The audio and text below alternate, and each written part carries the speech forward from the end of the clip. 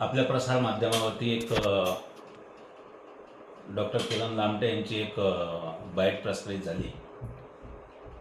त्या बाईटमध्ये कोणाचाही नामोल्लेख नसल्यामुळे आणि मी पण बाहेर असल्यामुळे मी त्याच्यावरती काही प्रतिक्रिया दिली नाही. परंतु खोकरकर साहेबांच्या पेपरमध्ये कोणता पेपर येतो दिव्य मराठीला ती बातमी आम्ही सविस्तर बघितली आणि त्याच्यामध्ये नावानिशी उल्लेख असल्यामुळे मला याचं स्पष्टीकरण देणं भाग पडलं आहे. खऱ्या अर्थाने 2 दिवसापूर्वी पिंपळदरावाडी आणि त्या भागामध्ये ते दौऱ्यासाठी गेले असताना पिंपळदरावाडीचं साठवण तलावाचं काम सुरू आहे, तिथं त्यांनी एक बाईट दिली. त्या बाईटच्या दृष्टीने मी एक प्रथम स्पष्टोक्ती करतो की त्या बाईटमध्ये जे जे मुद्दे आमदारांनी सांगितले त्या मुद्द्यांचा आपण सखोल जरा अभ्यास केला असता आपल्याला कळतं की आपला लोकप्रतिनिधी काय बोलतोय. पहिला मुद्दा त्यांनी सांगितला की एकदरे गावातलं पिंपळदरावाडी वाडीमध्ये धरण सुरू आहे. एकदरा हे स्वतंत्र ग्रामपंचायत आहे आणि पिंपळदरावाडी ही स्वतंत्र ग्रामपंचायत आहे. दुसरा प्रश्न त्यांनी उपस्थित केला की सदरचं काम चांगल्या प्रतीचं चालू असताना सुद्धा काही लोकांनी त्याला विरोध केला. अनेक आपल्या सगळ्यांच्या माध्यमातून त्या बातम्या प्रसारित झाल्यानंतर मी तिथं भेट दिल्यानंतर सदरच्या संबंधित विभागाला आपण पत्रव्यवहार केला की सदरचं काम हे निकृष्ट दर्जाचं चालू आहे. सदरच्या RMC प्लांटवरती सिमेंट न वापरता स्लॅग सिमेंट वापरून किंवा कमी प्रतीचं सिमेंट वापरून डस्ट वापरून सदरचं कॉन्क्रीट चालू आहे. कालांतराने हा बंधारा लिकेज होईल ह्याच प्रकारचे हे जर मी आपल्याकडे ही पत्रव्यवहार जे दिले त्याची कॉपी आपल्याला देतो.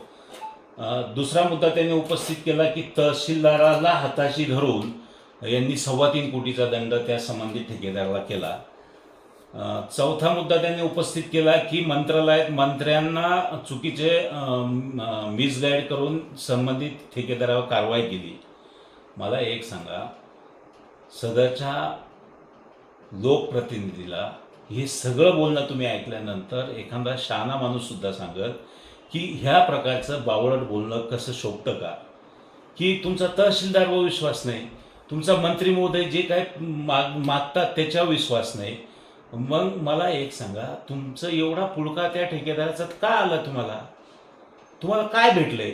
मला सांगायचं आहे की 5वा मुद्दा मला याच्यात स्पष्ट करायचा आहे की 2013ला ह्या सदरच्या बंधाऱ्याचं काम व्हावं म्हणून स्वर्गीय मधुकर पिचड साहेबांनी त्यावेळेसची ते मंत्री असतानाची पाठपुरावा सुरू होता. मी 2012 ते 17पर्यंत जिल्हा परिषद सदस्य असताना मी सुद्धा त्या पाठपुराव्याचा एक भाग होतो. 17 नंतर माझ्या सौभाग्यवती ह्या जिल्हा परिषदेला सदस्य म्हणून निवडून आल्या. मी सगळा पाठपुरावा तेव्हा पण मी केला. साधारणतः त्याच्यामध्ये काही तांत्रिक अडचणी असल्यामुळे तो बंधारा एवढ्या दिवस रखडला गेला की तो पहिला जिल्हा परिषदेला आपण त्याच्याकडून प्रशासकीय मान्यता घेतली होती, परंतु तो कॉस्ट नॉर्ममध्ये बसत नसल्यामुळे आणि त्याला काही तांत्रिक अडचणी आल्यामुळे तो त्यावेळेस राहिला. मग आम्ही परत तानाजी सावंत हे जलसंधारण मंत्री होते त्यावेळेस त्याचा पाठपुरावा सुरू केला. मला वाटतं साधारणतः तानाजी सावंत साहेबांकडे आपण केलेल्या पत्रव्यवहार 23/8/2019ला तानाजी सावंत साहेबांचा पत्रव्यवहार झाला होता. त्याच्यानंतर ती फाईल परत फिरत 2023पर्यंत ही फाईल फिरली.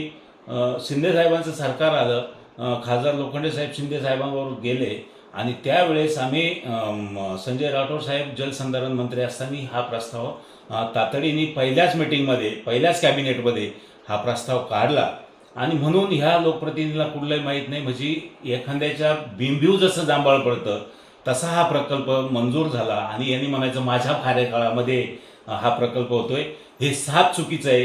हे एकदम खोटं स्टेटमेंट हा आमदार एकदम खोटा बोलतो, कारण ह्याच्या कार्यकाळामध्ये एकही पत्रव्यवहार याचा झालेला नाही.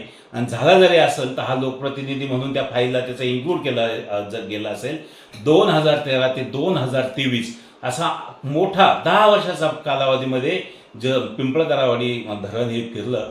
ह्याच्यानंतर मी जे काय पत्रव्यवहार केला, मी शासनाला 2 प्रकारचे पत्रव्यवहार केले की कुठलाही प्रकल्प होत असताना तिथे कोणीही शेतकरी बाधित झाला नाही पाहिजे, त्यासाठी भूसंपादन होण्यासाठी मी जलसंधारण विभागाला मंत्री महोदयांना मी पत्रव्यवहार दिला आणि त्यांनी आदेश दिले की जोपर्यंत भूसंपादनाची प्रक्रिया होत नाही तोपर्यंत काम सुरू ठेवू नये.